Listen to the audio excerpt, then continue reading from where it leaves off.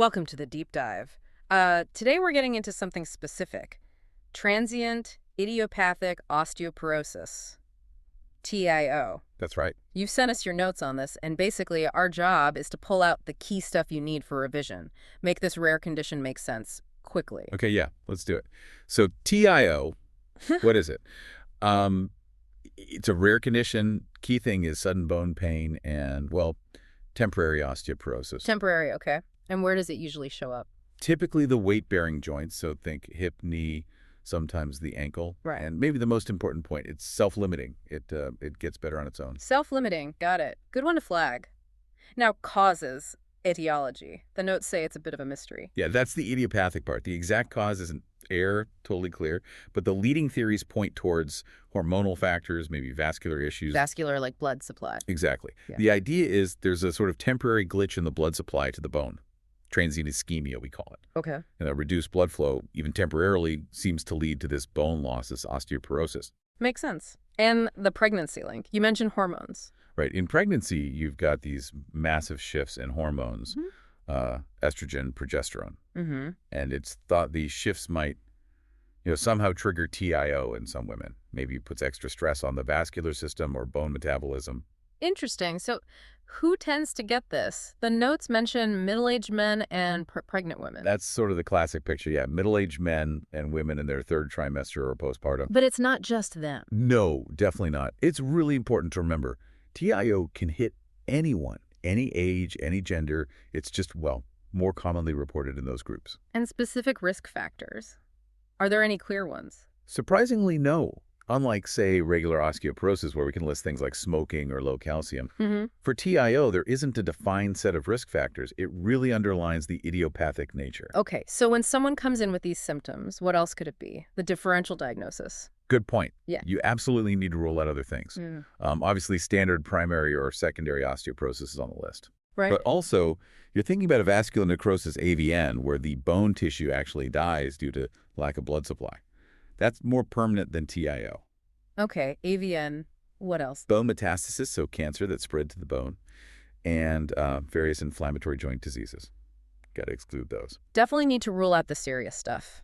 How common is TIO, actually, epidemiology-wise? It's rare. Genuinely rare. Specific numbers, especially here in the UK, are, well, they're not really well known or tracked, precisely because it is so uncommon. So unlikely to see cases cropping up constantly. Exactly. But when you do see it, what does it look like? Clinical presentation. The main thing is pain, right? Sudden pain. Sudden, yeah, often quite severe bone pain, and typically, like we said, hip, knee, or ankle. Does it affect movement? Oh, absolutely. It can cause significant joint stiffness, make it really hard to move the joint, limited range of motion. Any other signs on examination? You might find tenderness if you press on the joint line or the bone nearby.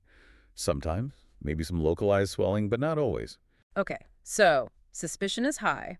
How do we confirm it? Investigations. It starts, with the basics, talking to the patient, getting their history, doing a physical exam. But imaging is really crucial here. X-rays, MRI. Both can be useful. X-rays might initially look normal or show some osteopenia, sort of thinning of the bone. Bone scans can show increased uptake in the area. But MRI is usually the most sensitive. It can show bone marrow edema, those early changes, really well. So MRI is key for diagnosis and blood tests. Yeah, blood tests are important mainly to rule out those other causes. Check calcium, phosphate, inflammatory markers, make sure it's not secondary osteoporosis or an inflammatory condition. Got it. Rule things out. So, okay, we've diagnosed TIO. How is it managed, say, in the UK? The goals are pretty straightforward. Relieve the pain, support the bone while it recovers, and improve mobility. So pain relief first. Definitely. Usually starts with NSAIDs, like ibuprofen. If the pain is really severe, sometimes short-term opioids might be considered, but carefully. And keeping things moving. Yes, physical therapy is vital. Gentle, progressive weight-bearing exercises are actually encouraged as tolerated. Helps maintain muscle strength, joint function. Even though it hurts. Within limits, yes. Protecting the joints is also important, so maybe using orthotic devices, crutches, or a walking stick for a while to reduce the load. Makes sense. What about the long-term outlook, the prognosis? You said it's self-limiting. Yeah, generally the prognosis is really quite positive. It tends to resolve spontaneously. How long does that usually take? Symptoms typically improve significantly within a few months, and are usually resolved completely within maybe 6 months to a year. That's good news. Any catches? Well, one thing for women who've had it during pregnancy is that there's a risk it could recur in future pregnancies, something to be aware of. Okay. And long-term, while it resolves, it's still sensible to monitor bone health, especially if there are other risk factors for fractures. Right. And complications. Are there any Meiji ones associated with TIO itself? Generally, no. Yeah. Severe complications directly from TIO are uncommon because it gets better. But maybe fractures if the bone is weak. That's the main theoretical risk. If the osteoporosis is significant, or if someone, say, falls while affected, there's a potential risk of fracture. But it's not a defining feature of the condition itself. So management helps minimize that risk. Exactly. Monitoring, careful mobilization, pain control, it's all geared toward getting through that temporary phase safely. Okay, let's try a quick summary for revision. TIO, transient, idiopathic, osteoporosis.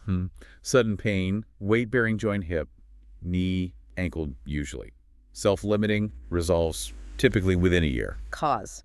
Unknown, but likely vascular or hormonal links. Right. Risk factors. Not really specific ones, but common in middle-aged men, pregnant women, but can affect anyone. Diagnosis. History, exam, but MRI is key to see bone marrow edema. Rule out AVN, METs, inflammation with tests. Yep. Management, pain relief NSAIDs, physio-gentle weight-bearing, maybe walking aids. Prognosis. Generally good. Resolves. Low risk of complications, mainly fracture potential during the episode. You've got it. That's the high-yield summary. Perfect. You know, thinking about this, it's quite fascinating how the body can have this quite dramatic, albeit temporary, bone issue and then just heal itself. It really is. It makes you wonder about those spontaneous healing mechanisms, doesn't it? And how we can potentially harness them for other bone or joint problems. Definitely something to think about. Okay, that wraps up our deep dive on TIO. For more support with your MSRA revision, don't forget to check out pastthemsra.com. And also freemsra.com for more resources. Thanks for joining us.